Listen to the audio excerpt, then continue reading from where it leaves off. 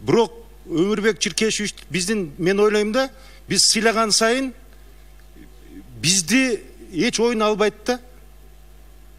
Ушундай бир кемчилиги байкап калдым Өмүрбек Чиркешевич.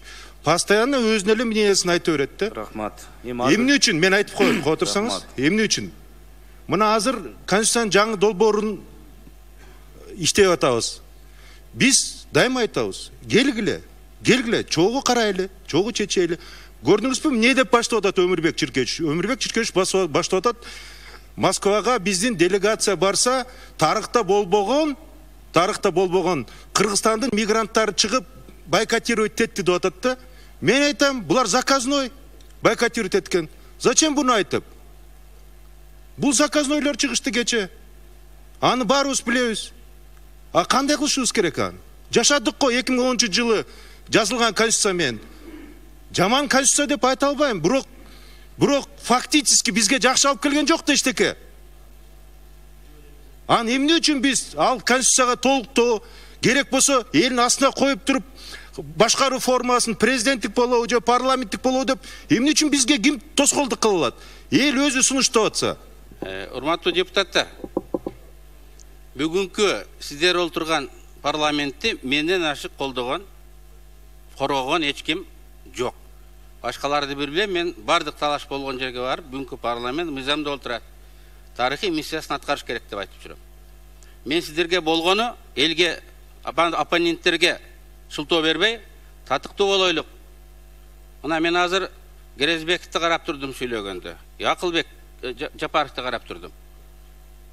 Мен сүйлөгөндө башынан аягына чейин баштарын ийкеп отурду. Мен эмне туура эмес айтты дейсиңер? Башынан аягына чейин башын ийкеп отурду. Мен чындыкты айтып койгонум үчүн сизге жакпай атамынбы?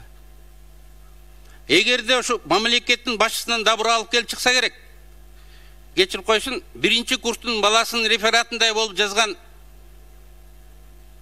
алып чыккан мыйзамды биз ушинтип талкуулабастан, сөз бербестен оппоненттерге кабыл алып койсок, ошону менен унутуп кетебиз дебегиле. 16-жылда ушундай болгон. Атамбаев конституцияны өткөрүп аткан. Мен да ушул жерде ушинтип сайрап калып калгам. Андан кийин да болгон. Бүгүн да ошол кайталанып отурат. Элге татыктуу болойлук, жаман парламент болбой кетели. Өсөрүбүздөн бир ар жакка барып калдык. 1-2 айдын ичинде мөөнөтүбүз бүтөт. Татыктуу миссиябызды аткарайлык деп айтып атам. Менчи. Анан кечирип коесуз, менде убакыт бар. Конституция жазып атабыз дейт да.